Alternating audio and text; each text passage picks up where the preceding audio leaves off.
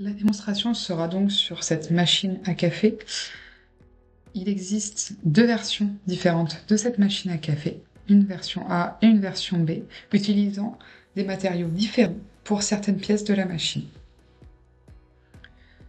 Donc on va pouvoir définir pour chaque produit de l'assemblage des activités humaines qui vont correspondre du coup à la fabrication et la provenance des produits et des matériaux. Donc notre révision A a plusieurs pièces qui vont être en acier et notre révision B, plusieurs pièces qui vont être en plastique. Donc pour le rail de la version B, on va ajouter une activité humaine correspondant à la fabrication de ce rail en plastique. Donc toutes les activités humaines font référence à une bibliothèque, une base de données internationale qui est EcoInvent.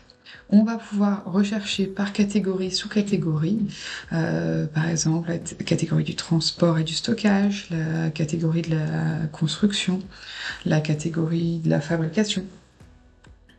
Et on va pouvoir comme ça retrouver petit à petit les informations qui vont nous intéresser. Donc là, comme je l'ai utilisé récemment, je le retrouve. Donc ce rail est fabriqué en injection moulée. Donc je vais utiliser ces données. On peut spécifier une géolocalisation. Donc par défaut, c'est la moyenne mondiale. On peut également spécifier ici pour quel moment du cycle de vie du produit on veut faire intervenir ces données. Donc là, on va dire pour le matériau brut, la fabrication, le packaging et le transport.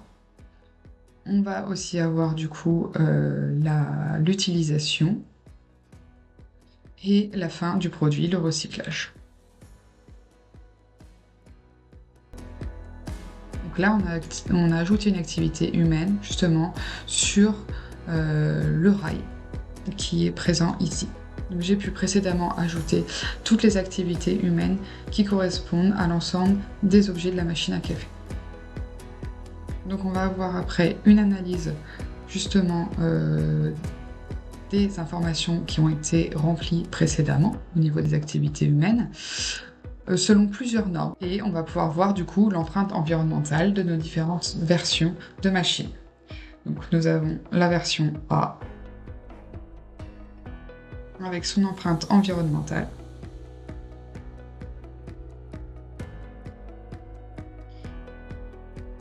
Et notre version B.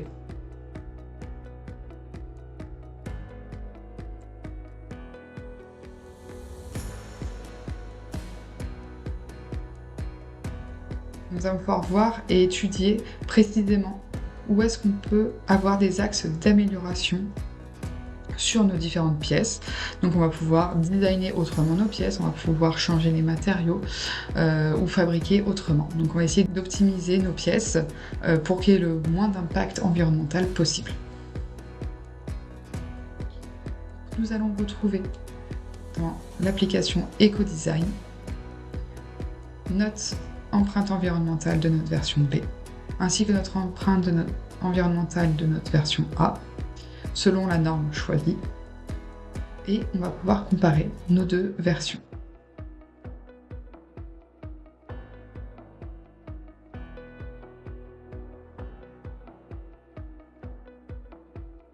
Donc là, nous avons un graphe qui nous donne l'empreinte environnementale de notre machine version A, ainsi que notre empreinte environnementale de notre machine version B. Donc on va pouvoir avoir les différents points plus précisément, comme par exemple les émissions de CO2. Donc notre machine A émet plus de CO2 que notre machine B. L'utilisation d'eau, notre machine A utilise plus d'eau que notre machine B. Donc comme ça, voilà, on va pouvoir ajuster sur chaque point et comparer et pouvoir choisir la meilleure conception de produit.